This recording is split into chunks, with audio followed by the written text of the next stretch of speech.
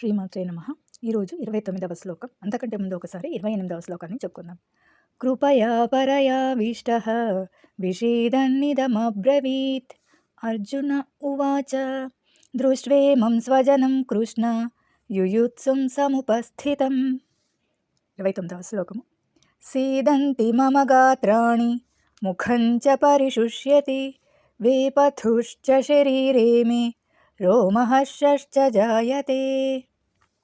సీదంతి అంటే శక్తిని కోల్పోతూ వణుకుతున్న మమ నా యొక్క గాత్రాణి అంగములు, శరీర అంగాలు, ముఖంచ ముఖము నోరు, చ అంటే మరియు, పరిశుష్యతి ఎండిపోవుచున్నది, వేపథుశ్చ వణుకుచున్న, శరీరేమి శరీరమునందు నా యొక్క, రోమహర్షశ్చ రోమహర్షశ్చ అంటే రోమాలు అంటే వెంట్రుకలు నిక్కబొచ్చుకునుట, రోమహర్షశ్చ జాయతే వెంట్రుకలు నిక్కబొడుచుకునుట జరుగుతున్నది అనేసి. నా యొక్క అంగములు శక్తిని కోల్పోతూ వణుకుతున్నాయి మరియు నా నోరు ఎండిపోతున్నది. వణుకుతున్న శరీరమునందు నా యొక్క రోమాలు నిక్కబొడుచుకుంటున్నాయి. ఇక్కడ అర్జునుడు తన యొక్క అనుభూతిని కృష్ణునికి చెప్తున్నాడు.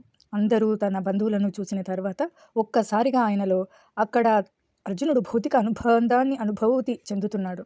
భౌతిక అనుబంధాన్ని అంటే నా వాళ్ళు, నా గురువులు, నా బంధువులు అన్న భౌతిక అనుబంధాన్ని అనుభూతి చెందుతున్నాడు. ఇది తన కర్తవ్యాన్ని నిర్వర్తించడానికి కూడా భయపడేటట్టు చేస్తున్నది. ఇక్కడ మనకి అర్జునుని ద్వారా ఏం తెలుస్తుందంటే, నాది అన్న భావన కలిగేది ఏదైనా సరే మన కర్తవ్యాన్ని చేయడానికి భయపెట్టేదిగా చేస్తుంది అన్న విషయం మనకి ఇక్కడ తెలుస్తుంది. శ్లోకాన్ని ఇంకొకసారి చెప్పుకుందాం. సీదంతి మమ గాత్రాణి ముఖం చ పరిశుష్యతి వేపథుశ్చ శరీరే మే రోమహర్షశ్చ జాయతే. 30వ శ్లోకాన్ని రేపు చెప్పుకుందాం.